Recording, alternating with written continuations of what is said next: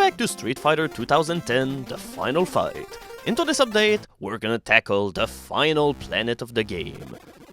The spinning top space station with eyeballs everywhere. And for some reason, it had a pink ribbon on top of it all. This place is so cute. It may be a cute place, but it also is very deadly. I mean, with such a level, you'd expect that the worm be the target, but no, they're just a secondary annoyance, but they're your main danger into this level once again. Why does it always have to be worms? What have I done to worms in order to deserve this? So yeah, this game always have dealt with pretty surrealistic themes and graphics, but into this level I have to say that it pretty much reached maximum creepiness. This entire place is watching you, it's really disturbing. Great. Now there's so many people which saw me die as well than these spider eyeballs. Ugh, my god, this place is really gross. I really don't want to go there. But it's a spinning top with a ribbon! Holy shit! Okay, now this place has managed to win me over. So while Planet 4 was pretty short and sweet in general, with the exception of this obnoxious sub-level which went on forever, this world is definitely more straightforward, but a whole lot more deadly. There's only 3 levels once again, as well than 2 places where you have to go into Purple Dimension Land, as well than Puke City, and we also get a new power-up into this level, we get a little orb which accompanies us everywhere. I have no clue what this power-up stands for, but yeah, it allows you to hurt people just by making them walk into it, and it's really effective. With that said, I don't have any kind of clue about what it's supposed to be, because the manual doesn't even talk about it in the slightest. In fact, the manual is very vague concerning a lot of aspects into this game, because oddly enough, they spend more pages, I think, advertising other Capcom games instead of talking about, well, the game that you're supposed to play, so good job, Capcom. It's almost as if they were ashamed of this game, and I honestly don't know why, because it's really not a bad game at all. I mean, it controls weirdly at some points. I mean, sometimes you just shoot down like that because you decided to do a backflip, and honestly, shooting downward in this game really isn't all that helpful, considering that it's really hard to pull off and there's not a whole lot of times where you'll attack things that are downward. But yeah, it's really not a bad game. This level, however, is a clusterfuck of flying enemies from hell. Good luck not taking any kind of hits into this one level. You're assaulted by drones, by hunters, by lasers, by pits, as well than those rolling crustacean or armadillo thingies that just want your blood. And it's also the return of the traditional scrolling level. I mean, you can't really dub the other level that we played into Chapter 4 as a traditional level because it's really weird, and why the hell can you not hit this one? Okay. It's really hard hitting things that have power-up inside them for some reason. But yeah, the first section of this level is really awful, because not only there's a lot of enemies that you have to deal with, but there's so many flying enemies that kinda appear at places where you can't really deal with them in any kind of efficient way. And yeah, just look at how many things that you have to fend off all at once.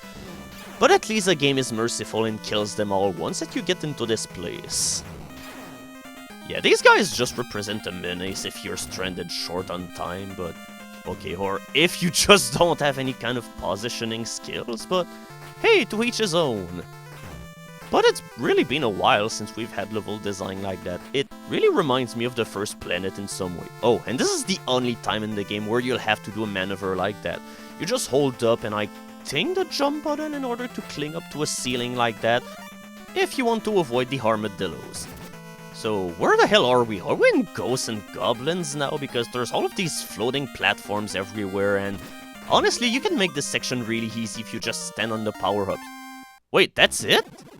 Okay, so the boss was a mystery because it ended up that there was no boss.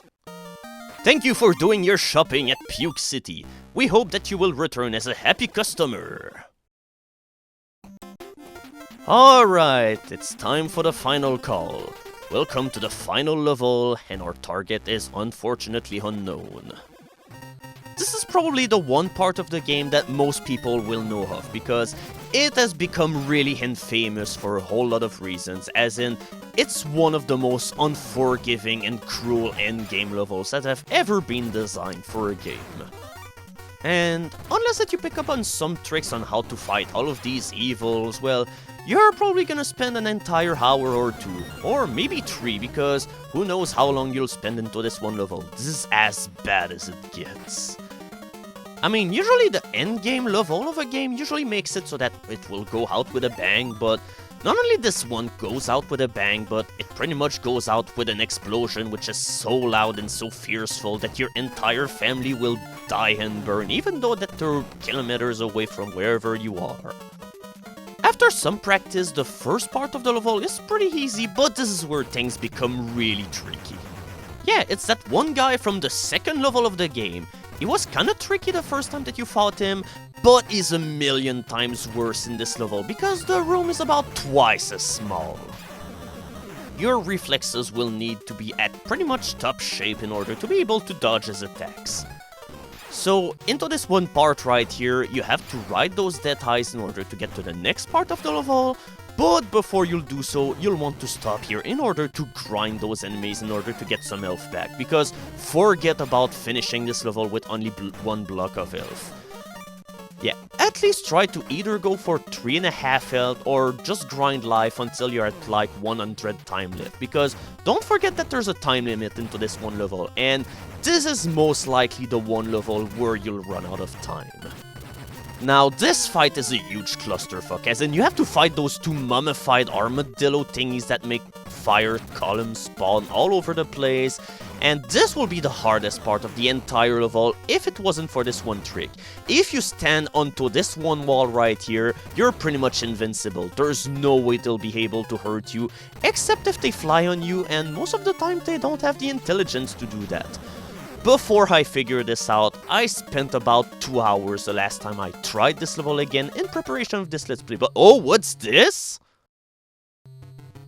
Yeah, it's that one guy in the intro who got killed, or supposedly did.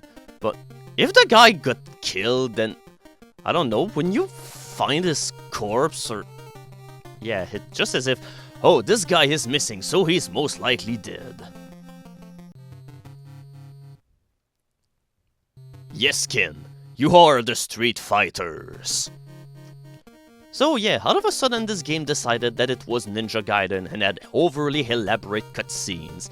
And right after going through a level and just before fighting the final boss of the game, instead of just letting you go loose and all of this, it's just like, oh no, we gotta bring things to a screeching halt in order to show our plot, because we took good care of it. Before I bother fighting you, I will deliver a 30-minute speech to you. After all, we need the motivations of the villain. Wait, it's...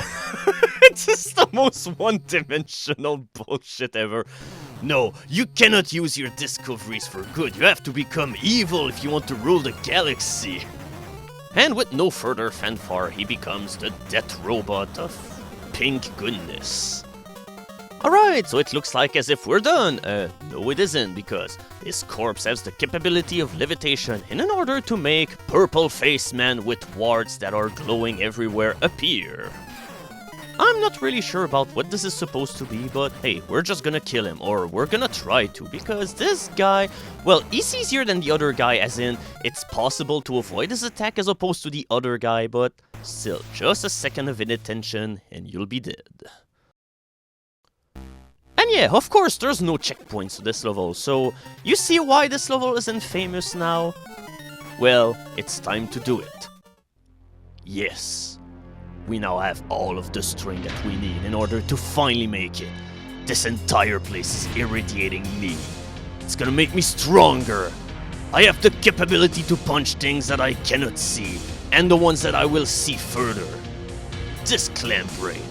Back when I fought it into this icy planet, all that I did was shoot inside it, and that was all that I needed to do.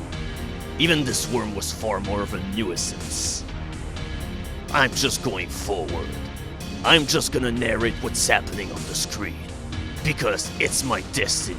I'm a washout street fighter, but I'm no mean a bad scientist. I know I can kill all of these million of bosses in only one go. I can do it. I will do it.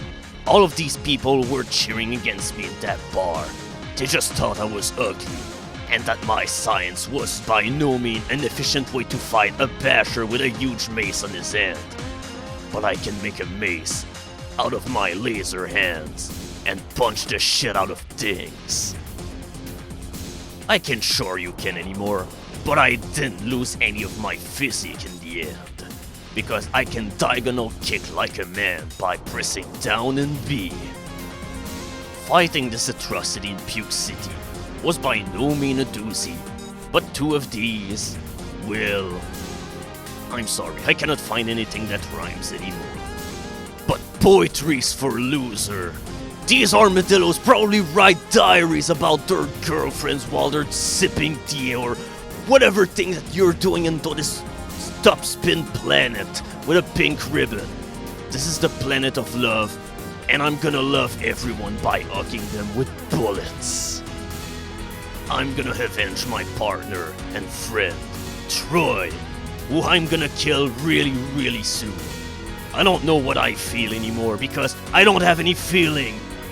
After all, science is not sentimental! Meanwhile, in the altered Street Fighter 2010 canon, welcome I'm a zombie! Okay, so now let's kill him. There's really no strategy to this fight, just tank the hit that he's gonna come by and just pound him with a whole lot of bullets. You're just gonna cause yourself grief if you try to avoid these bullets. Forget it, it's impossible. As for her friend the purple face freak, well, he's pretty easy, and I think that his health actually carries over if you fought him previously, because earlier I had to pound him with so many bullets, but here, the fight didn't even last 10 seconds. And here we go, we're done with the game. Oh, you can be sure that things are not going to stop here that easily, my friend. There are some people there who are trying to build a game around your exploits and what you just did, and you have to stop them or make it so that people will be able to play it. We need your help! Ken, I know that what I've said is really traumatizing, but I really need an answer.